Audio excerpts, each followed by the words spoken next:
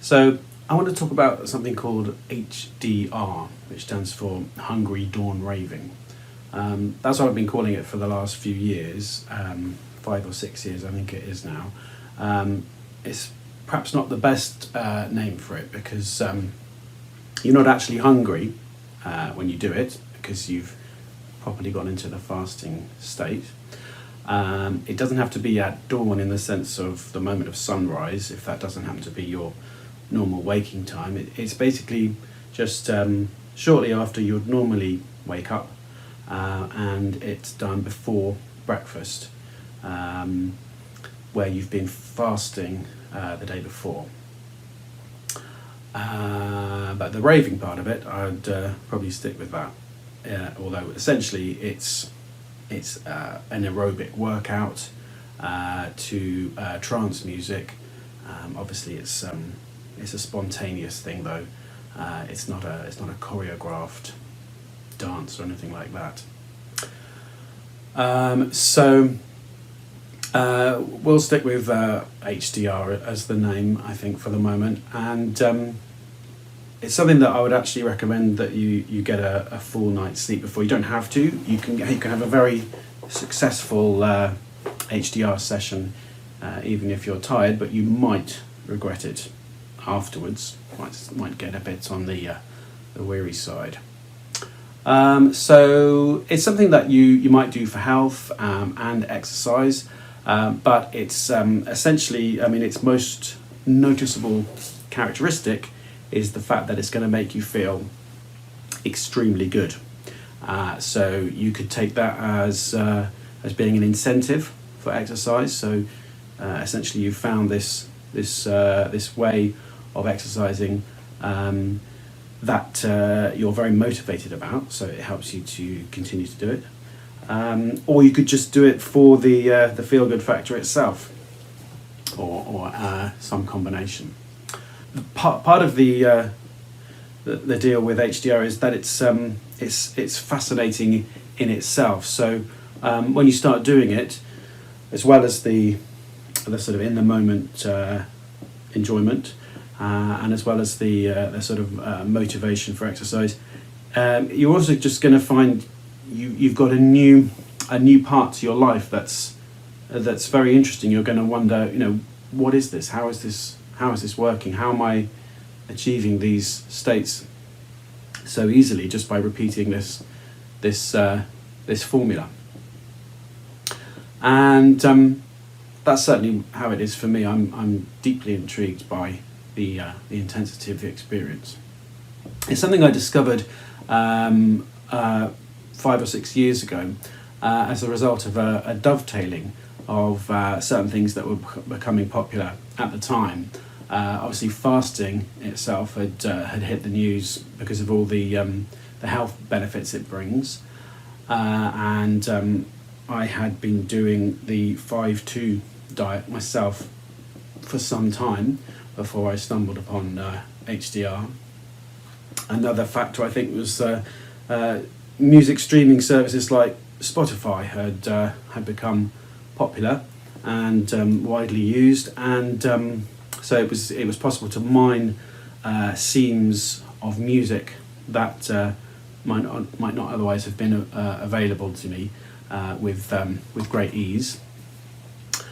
So there was this whole new genre of trance music, uplifting trance, which I hadn't previously been aware of. Although back in the day, back in the 90s, when I was in my 20s, obviously I was aware of trance music. It's somewhere there in my musical DNA of my heritage. Wasn't something I was would have said was my favourite form of music at the time, but I did enjoy it. But I didn't know that under the surface the genre had been continuing to grow and evolve ever since into this new form. But yeah, so that's obviously a factor as well. Other factors that I think must have come into play, well, perhaps subconsciously, I may have been aware that at the time morning raving was becoming popular. So that's where, also known as sober raving. So groups of people getting together in a club before breakfast, and with nothing other than a coffee, dancing to uplifting dance music and feeling amazing, reporting back what a wonderful experience it was and what a great way it is to start the day.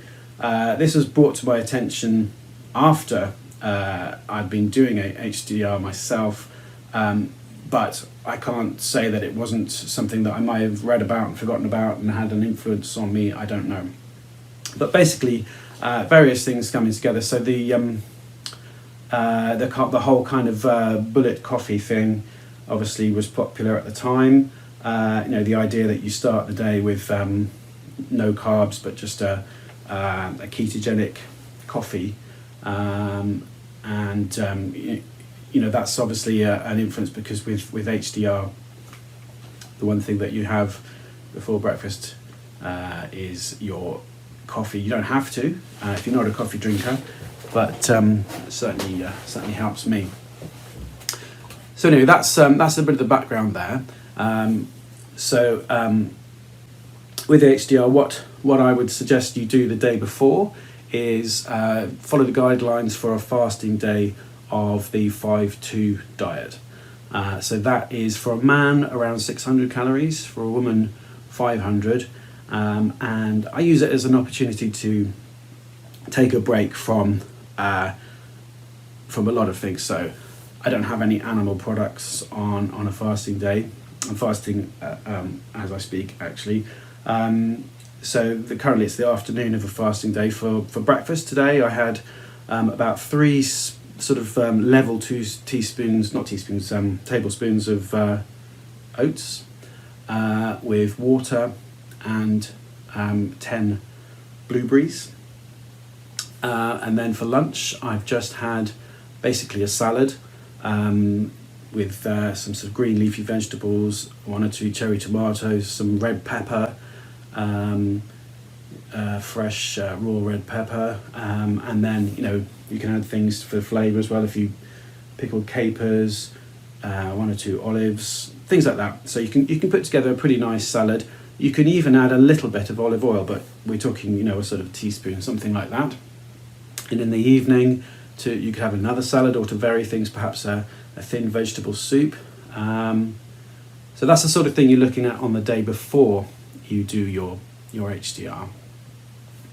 And then in the morning, you get up and you want to sort of you want to get in there early, sort of pretty much straight away with the HDR, because when you first wake up, you're in a kind of dreamy state of mind.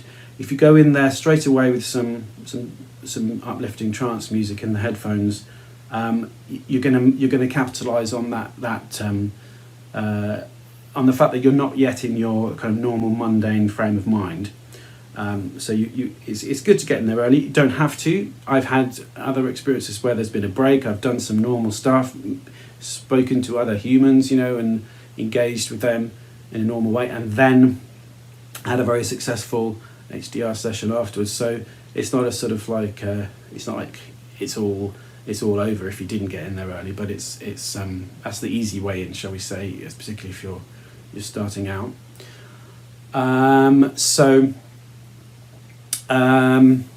That's the kind of basics of what it is and how you do it. Well, I should say, obviously, at that point you have your coffee. I would probably say get your music in your ears before you're even, well, perhaps while you're making the coffee. The coffee itself can help to wake you up to the point that you'd lose that window of dreaminess. So I'd say capitalise on the dreamy state, get the music in there, and then add the coffee in, so you've already got the dreamy state kind of fairly well established before you add the coffee in, and then the coffee will just serve to give extra energy. So there you are. So it's kind of morning raving on your own, basically, in your kitchen, and there's definite advantages, I think, to that. It doesn't have the glamour, and it doesn't have the sociable side, but there are upsides. You can get in there early, as I say, and capitalise on that slightly dreamy state you have first thing after you wake up, but also you don't need to waste time getting tarted up and putting on, you know, your best clothes and doing your hair and all that sort of thing. And you don't need to pay as well, and you don't need to get across town. You can just get in there and still have breakfast more or less the same time you normally would, or perhaps just a little bit later. So it's less of a faff in that sense, and I think perhaps more powerful as a result. Although I'm not saying don't go morning raving sometimes as well, because that's obviously going to give some good variety and it'll be a lot of fun, I should think, as well. Right, so from the health point of view, what happens when you fast and then you add in exercise as well is that you kind of give your cells no choice but to remember how to burn fat for fuel. So once you've been fasting for 24 hours, the likelihood is you've used up your excess glucose stores in your blood, and you're starting to burn fatty acids for energy in your body, and also your liver is making ketones, which your brain can use as fuel, and actually your brain likes that fuel. So you might have a transition period where you're going from sort of glucose-based metabolism when you're in the feeding state, and then as you move into the fasting state, you don't go necessarily straight into it. So you might have an hour or so where you're feeling like your brain isn't working quite as well as it normally does. But then once you're properly into that ketogenic state, you'll be surprised how clear-headed you feel, and you might suddenly feel as if you're able to grapple things that previously felt like they were too much. You might get a burst of energy, so it can actually come as a breath of fresh air. And I think that's obviously part of what's going on with HDR, but I think there's a lot more to it.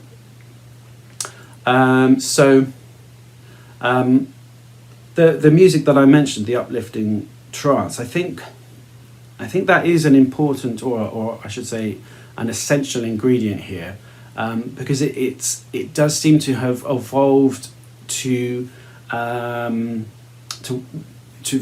it's figured out basically a formula for creating the experience that's known as frisson or chills.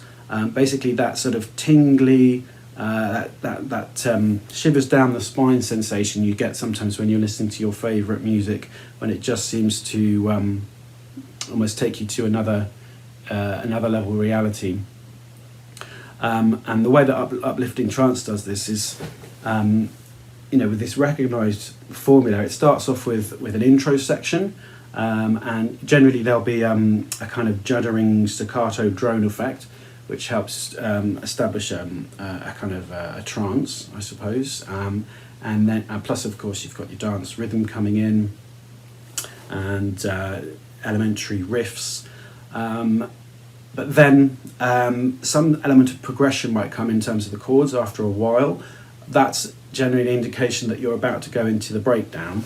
So the breakdown is where the rhythm will fade away, the riff will transform into something more, a longer melodic sequence running over the chords, and you'll get a kind of ambient, relaxing breather. But it becomes increasingly sort of emotionally charged in the way that this kind of chord-based music often is. And then it capitalises on that with various sound effects and other elements that are there to generate the sense of anticipation of a triumphant return, which is the drop, obviously, where the bass comes back in, the drums come back in, and everything comes back in, but in a kind of anthemic form. So it's got the progression. You're not going back to that simple drony introduction. You're going to the climax of the song, and the climax itself obviously is good, but it's in that anticipation where you're building up to it that you start to get this frisson experience. and it's an energizing experience. It's basically your body's in a kind of relaxed state, but it's doing that not with the intention of falling asleep. It's the kind of relaxation that comes as a kind of a backswing for some great energetic moment. So basically uplifting trance is just it's an ongoing perfection of a formula to achieve that state more and more. And then once those shivers have moved through your body, they leave you totally energized. So it's as if somehow the dopamine levels and the endorphins and whatever else is involved, they've all been released in such a way that you're going to feel like 20 years, 30 years younger. You're going to feel like a small child again, basically. No sense of discomfort, no inflammation, and no holding back on the energy levels. Just ready to fully answer the call. Basically, the music is establishing this energized dance rhythm, and you're rising to meet that without any barriers whatsoever. When that drop comes, obviously the mood then, it goes from anticipation to celebration. And what's actually happening, and what has it got to do with fasting? Why are you more sensitized and more able to achieve that kind of state when you're fasting? I think there are some definite things that can be pinpointed there. When you're fasting, various genetic switches are flicked. So the most obvious, if you look at it in a kind of a binary way, you've got the feeding version of you, and you've got the fasting version of you. And in the evolutionary past, in the context of our evolution, they must have been pretty well balanced. You didn't spend the whole time in the feeding state. You moved between feeding and fasting all the time, regularly, throughout your life. And our biological systems, our physiology, grew in such a way as to capitalize on those two states. But I don't think it does break down just to two simple states. There's various stages along the way, and if you think about that context, that evolutionary context, fasting was, it wasn't just you've run out of food or there's not much food around. Fasting was hunting. So this is what we know when we look at tribes living in the old way up into recorded times. You have your group of hunters who, when, I guess it doesn't necessarily mean food levels were low, but protein levels were low, fat levels were low, because there hadn't been a hunt recently. The women and children particularly needed that, and so it became time for a hunt. And you couldn't take much with you. You were heading out on the savannah. You might take as much water as you could carry, but you certainly wouldn't be able to take much food. These trips that could be 2, 3, 4 days or more, these hunting trips were basically fasts. You'd take very little food, you'd eat very little, and you'd go into a highly effective fasting state where you've actually got a lot of energy. You're able to focus when you need to focus, and you're able to switch off when you need to switch off in order to conserve the energy resources that you do have. And then of course, once you're successful, you come back to the tribe, and there's a societal mechanism in place to support, to reinforce that ongoing behaviour of going out on the hunt in the form of celebration. And that needs to be there because going out on a hunt was dangerous, it was unpredictable, and it was, relatively speaking, lonely. I mean, you had your hunting partners, but you're saying goodbye to your partner and children for possibly days at a time. It wasn't something that people would necessarily leap to do. if it wasn't for this reinforcement that came from the immensely intense celebration upon its successful completion. And that's how the reward system works. You get a reward in the sense of, in the form of intense pleasure, and that reinforces the continued behavior. So it's part of the fasting cycle, it's part of the hunting cycle, but that's basically the fasting cycle. Part of that cycle is this immense reward, and the celebration comes at the moment the tribe get home. It doesn't come after you've sat down, skinned the meat, prepared it, cut it up, made the fire, and eaten it.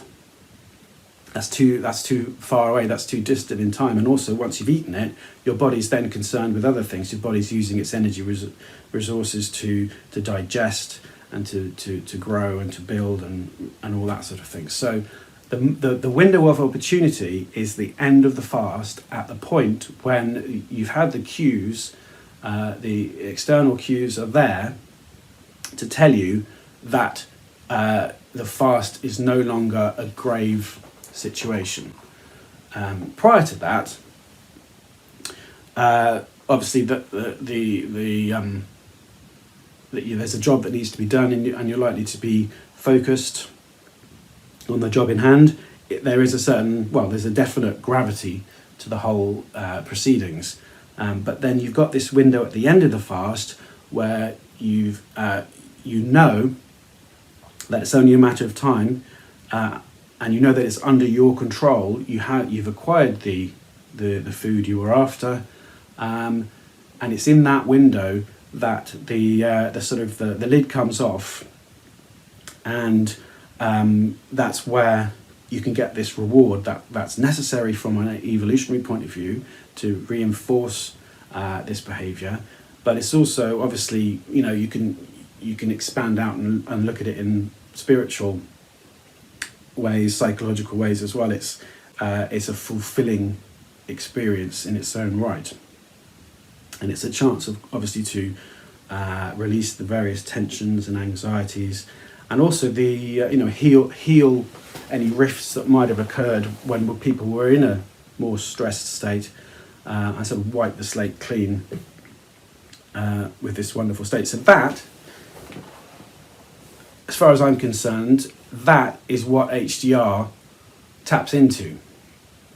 You do it just before breakfast, do it just before you break the fast, at a point where you know that it's coming to an end. And it's that mental knowledge that triggers it. And you might say, well, how can just a thought, how can that trigger such an intense state? But this is, you see this all over the place with other things. Just before an exam, when you're shaking, you're nervous, your hands are clammy, you're getting a physical reaction based on just the knowledge that you're about to do an exam. A joke is an idea, but it makes your body convulse and spasm and do these dramatic things, and you get this intense feeling as well. You get this joyful feeling as you laugh. Once again, that's a demonstration of how a thought can trigger a state. So what you've got here is you've got initially a physical trigger, the fact that you've had a limited amount of calories and a limited amount of protein, and a complete lack of any animal protein. So that triggers the fasting state, and then you've got that's a sort of the first condition, and then the second condition is the knowledge that is no longer out of your control, and that's what allows your body to say, okay, well, we don't need to conserve resources anymore. We can dance, we can celebrate, we can enjoy this fasting state, because the fasting state is perfect for enjoyment in many ways, because you're feeling more energetic. Your body's not using all its energy on digestion and growth, and you're also, when you're out hunting, your body's more than happy to release the endorphins that are needed to move comfortably. If you've got to run to catch the antelope, and it means forgetting about that sore knee or ankle or whatever it is, then so be it, because there's a higher priority. So yeah, the fasting state is naturally one that could lend itself to feeling amazing if it wasn't for the fact that you're in this state of mind that needs to be focused, and then suddenly it no longer needs to be focused, and that's when you can feel amazing. And with the right kind of music, it becomes even easier to do so. The old hunter-gatherer tribes, they discovered themselves how to feel amazing by sort of staying up all night, dancing around the fire. They did their own form of trance dance, so it's not a new thing, but it is. It's an easier thing for the modern day. You've got your playlist, you've got your headphones, you've got your comfortable trainers, and you're in your kitchen. You haven't had to stay up all night in order to induce the trance-inducing state. You've got the benefits of electronic music and its trance-inducing effects. So it's a sort of a shortcut, and it's a hack into the what I call the celebration response. Just as much a real response, I think, as the fight or flight response or the relaxation response, and responses such as laughter and so on. But not something you tend to hear about, the celebration response. And I think it's because it's not very often triggered, because people aren't very often in the fasting state. And if they are, they're not introducing the extra triggers that are needed, and that's, I think, a great shame, because imagine if we'd completely forgotten how to laugh, if that response had disappeared for whatever reason.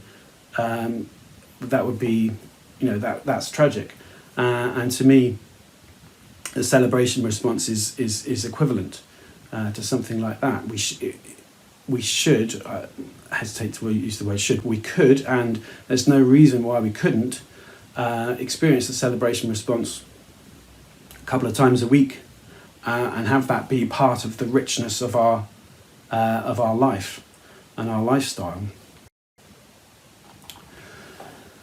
So as well as the celebration response, there is this other response that I've alluded to briefly. So while the kind of the hunting mode, the hungry mode, is one of alertness and vigilance and energy and alacrity and focus, that's because it supports the hunt. It makes you a better hunter.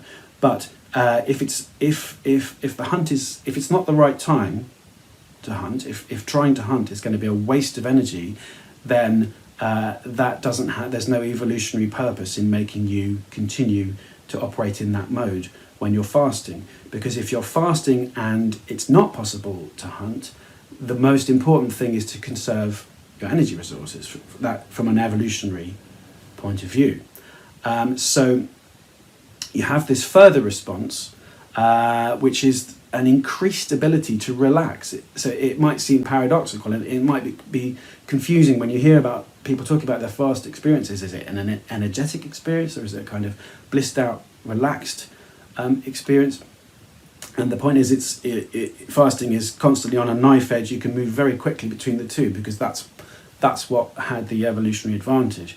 But obviously, it's a part of your creaturehood, and regardless of whether it was, what evolutionary reason there is, this is a part of who you are as a human. And once again, I think if you're missing out on fasting, then you're missing out on this particular form of the relaxation response, the kind of the fasting version of the relaxation response. And I think it's a response that I associate very much with the endocannabinoids. So the chemicals in your body that are utilized for things like forgetting, relaxing, as well as also pain relieving, distracting, and things like that. Because if, let's say, you've spent the whole day focused on a particular task, hunting that antelope or whatever it is, and then suddenly you've got to relax. Well, unless something significant happens in your physiology, you're not going to be able to forget about that task that a moment ago seemed like the most important thing in the world. But that's what the endocannabinoids achieve. They allow you to suddenly feel like the best thing in the world would be to completely forget about whatever it was you were just doing, and just sit down, chew the fat, and become completely distracted by something else, and enjoy where you are, enjoy sensations, enjoy colours, sounds, music, chat, and it's just a very dramatic shift from the hunting mode. And yet it's something which I think is very much triggered by the fasting state if you get the right cues. And there's just as there's the uplifting trance, which I think is just perfect for helping to trigger the celebration response.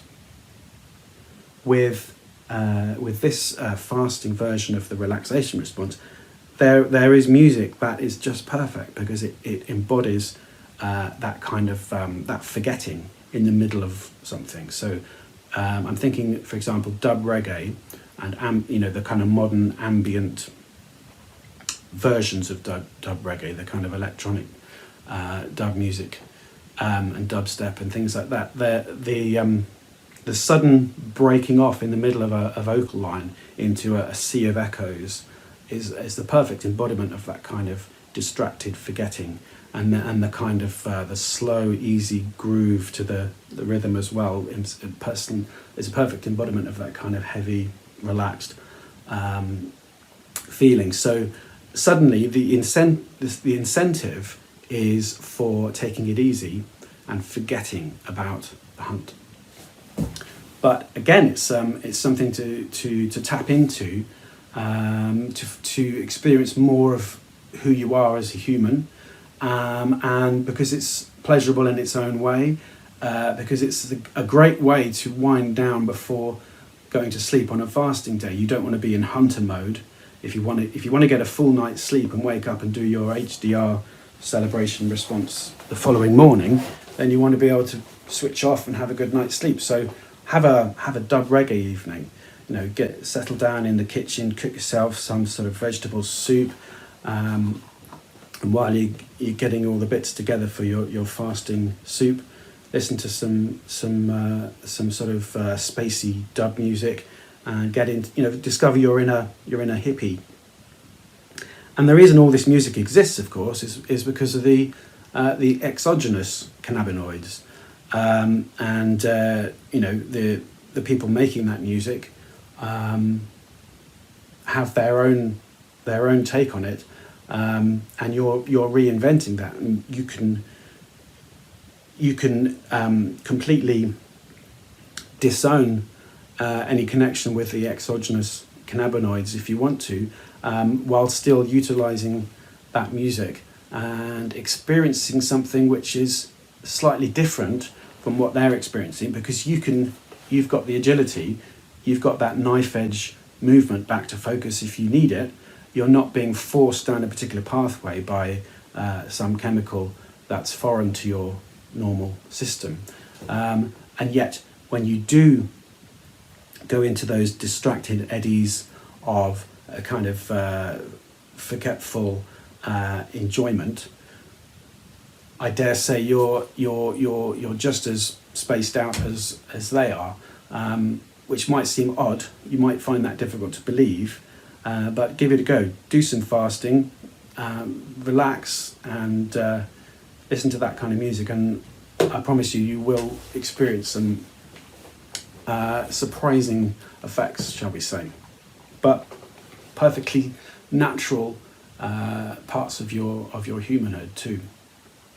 So once again, this is all about, I think, there's practical benefits to these kind of things. The endocannabinoids, those chemicals, anandamide and so on, they're probably having healing effects in your brain. They're helping neurogenesis or whatever it is, or helping to reduce inflammation. Perhaps they're part of the reason why fasting has so many health benefits. I don't know. But as well as the kind of here and now enjoyment you might be getting from it, and as well as the potential health benefits you're getting from this fasting version of the relaxation response and the celebration response that you get with HDR, you're also just finding out, you're enriching your sense of who you are as a human, because you have to spend your whole life with yourself, and if you only spend your time with that version of you which is in feeding mode, you're only spending your time with half of who you are as a creature. So I think it's just a more interesting life. It's a more varied life if you're spending part of the time with this other version of yourself. I mean, it's still the same you, but it's dramatically different in the way that it operates and the way that it feels. So you know, having been doing HDR for several years now, and constantly interested to know how does this fit into the bigger picture. You know, is there a way to feel that way all the time, or you know, having asked myself the question of what's the long-term benefit of these episodes of short-term pleasure. I think that's what I've realised now, is that it's just the enrichment that comes from living with more versions of yourself that are more interesting than just constantly being in that one feeder mode that is taken to be the only mode in many ways in the modern world. So one thing I haven't really talked about yet, which I think perhaps I should have factored in earlier on, but it's worth mentioning now, that's this business of the upregulation of the reward system. This is another way of coming at it. So the reward system, obviously there are neurotransmitters and so on which come into play to create altered states that are pleasurable, that are used by the reward system and which you can use for your own ends in turn. And there are also the receptor cells for those neurotransmitters, and those receptor cells can be plentiful or scarce. They can be sensitive or insensitive, and one of the things that fasting can do is to upregulate that reward system so that it's more effective, and the same amount of neurotransmitter goes further, as well as having potentially bigger releases of neurotransmitter. And we're talking here about endorphins as well as neurotransmitters, hormones and so on. So your body is going to throw everything at it if there's the evolutionary purpose for it doing so. So with the celebration response, there's no neurotransmitter that's going to be off limits if it helps to create the reward. So I don't think we necessarily always need to go in and list what they are and look at them individually. But one thing that has been shown on, when looking at animals when they're fasting and things like that, is there is a proliferation of receptor cells. There is an increased sensitivity. There is an upregulation that's created by fasting. If you were to look at it in terms of, say, dopamine, you can see the advantage, because animals that have a better dopamine system have been shown to be prepared to go the extra mile in order to obtain food when a challenge is presented to them. So they're just more motivated, and so it's not difficult to see the evolutionary aspect there.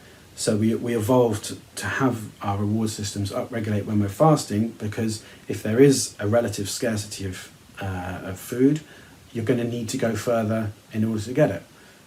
So you've got this image. If you look at it the other way around, there's this image that arises where, when you're in the feeder state, things are being dampened down because they're not needed, or even because it's important that you don't over overindulge, for example. So, if food is available, why race around the place trying to get more food if that's going to put you in a dangerous situation, and it's going to risk injury and all, or getting lost and all the rest of it, when you can just stay put, focus on doing other things. But in the modern world, it's all too easy to be in that kind of dampened mode all the time if you want to be, but it's not necessarily to your advantage. So that's a little bit that I've said then about HDR and what it is and how you can do it. It's a very simple formula at the end of the day. So you fast the day before, you sleep well if you can, you do perhaps your what I call I don't know what I call it really, but what I've been calling it in this video, the fasting version of the relaxation response. So you have your kind of spacey dub evening, perhaps, to wind down and trigger and hack into that particular fasting response. You have your full night's sleep.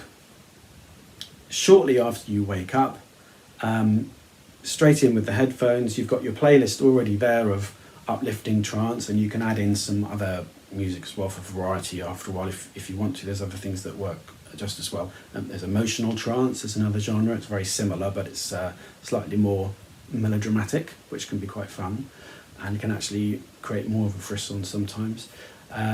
You've got your old school trance works very well too, just as well in some cases, particularly if it's a favourite track. You've got obviously you've got psytrance, not quite as effective always, but just for variety you could have a bit of that in there. So anyway, I'm getting a bit distracted there, but yeah, so you put music on. You have, personally, I must admit, I have more coffee than I normally do. So let's say if you normally have one espresso, perhaps this is the morning to have two. If you normally have two, like I do, perhaps three, sometimes even four. And why do I do that? Because it's hedonism, basically. If I'm completely honest, this is my sort of moment of hedonism, a couple of times a week. And yes, I think it's worth mentioning. I do recommend that you do the fasting twice a week rather than just once a week, because your body does get better at it if it's done at regular intervals. So if you leave it a whole week, you've kind of gone back to that kind of more sluggish version of yourself before you do it. If you do it, half a week later, your body is still has a memory of that version of you, and it's kind of like you haven't gone completely back, so you can go even higher up. And I have found that to be, generally speaking, those times when I've been fasting twice a week, my HDR sessions have been better than when I'm doing it once a week. But that's not to say that will always be the case. There have been times when I've had a break for a month or so, and then the very first session is a really good one. What I haven't really talked about yet is what happens after you break the fast. So things don't go straight back to the feeder state. What you'll notice is that you first get a period, it could be 24 hours or even up to 48 hours, when you can actually feel the massive surge in growth hormones in your muscles and the equivalent of growth hormones as well in your brain. The post-fasting state is one during which your brain is actively rejuvenating itself, generating new brain cells, the process known as neurogenesis. And BDNF, which is effectively growth hormone for the brain, can have a mood lifting effect. But in my experience, it wants mental stimulation, so it's going to kind of incentivize it. And this is where you get a shift to yet another mode, again with its own particular types of music that are suitable. This isn't so much a response really as a stage.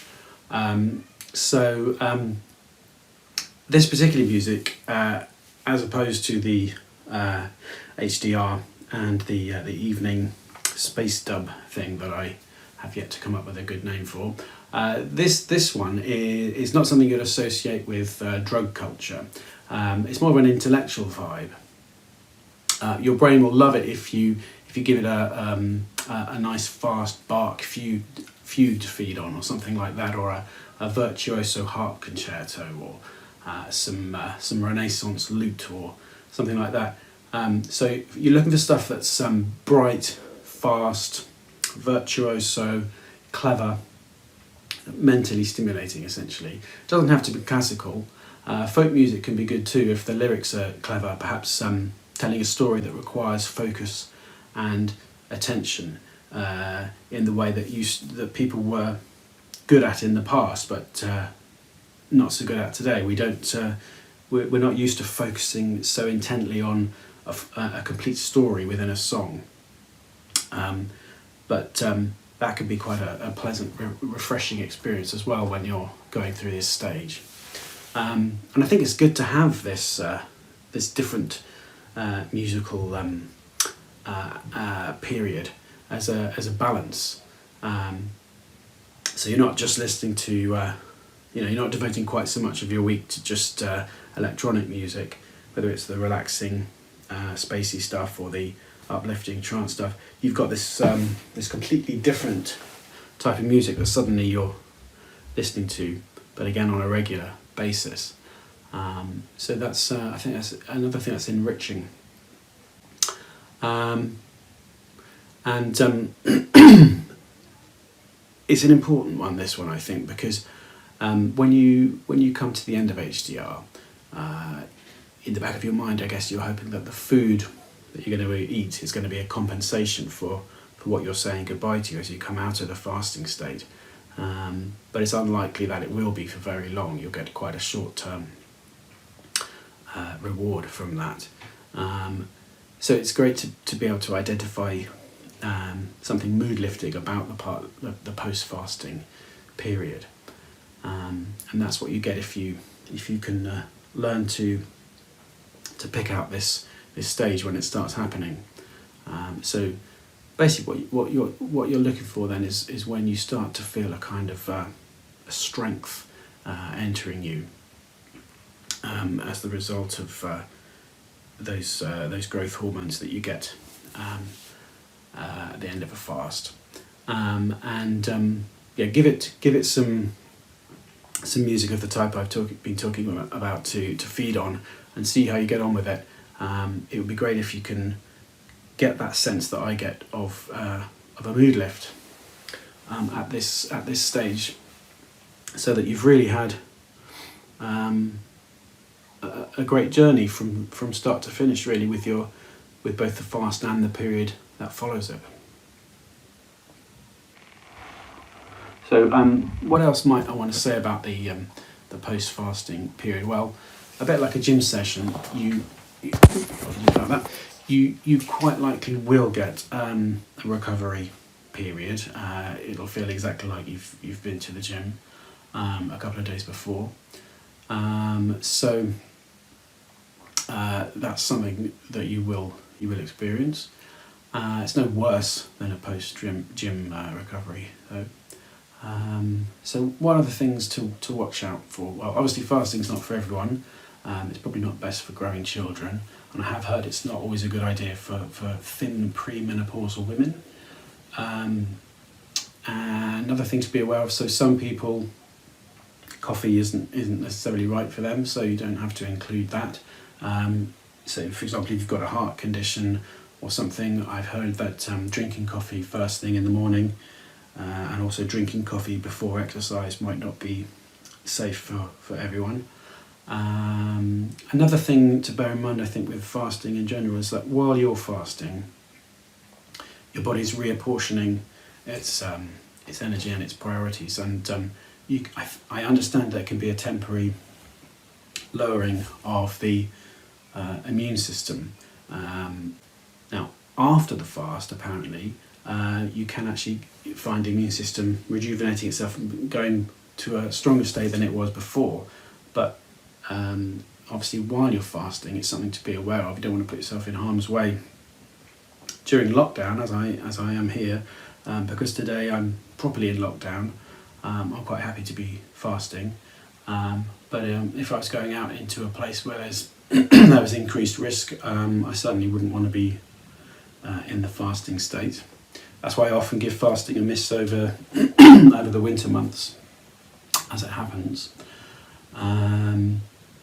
But yes, other than that, I think that's pretty much all the things that you really need to watch out for. Oh yeah, one thing actually I should mention, because you're likely to have a release of endorphins and so on while you're doing your HDR, you might not be aware of what you're doing to your body. So, for example, I noticed fairly quickly that I was getting sore feet afterwards, because of the pain-killing effect of the endorphins. You could be sort of punishing your feet in a way that you're not aware of.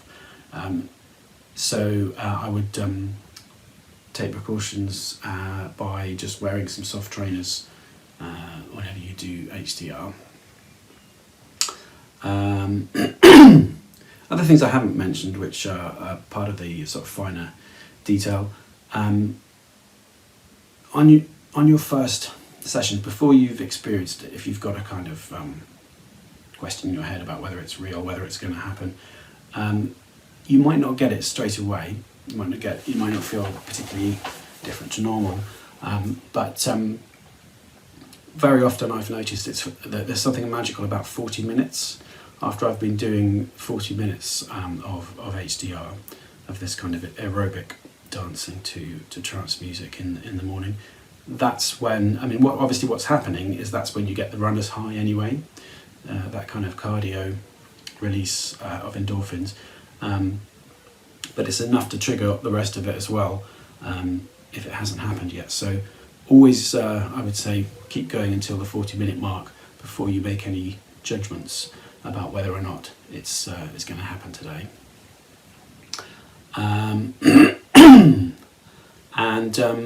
In terms of the dancing itself, obviously leave that up to you, but doesn't need to be overly fancy. It's if you're the same age as me, you were around when Raving kicked off the first time, and you know that the key characteristic is it's not for show, it's for you. It's not a type of dancing that needs to look good or demonstrate anything to the outside world, although in actual fact it is demonstrating that you're in a celebratory state, and that obviously does help to trigger the same state in other people if they're doing it at the same time. So there we go. I think I've said enough for a basic introduction there. It's hedonistic, but it's also shamanistic. It's a very easy formula. It seems to work remarkably well. It's quite modern. It's quite of the moment in many ways, but really underneath the surface, it's as ancient as any other kind of human response.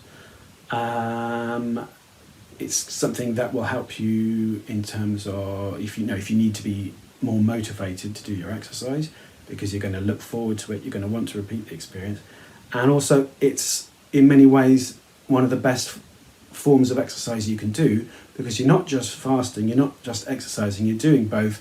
You're forcing your body to remember a mode of increased metabolic efficiency, which is rejuvenating both for the body and the brain. I really would recommend that you give it a go.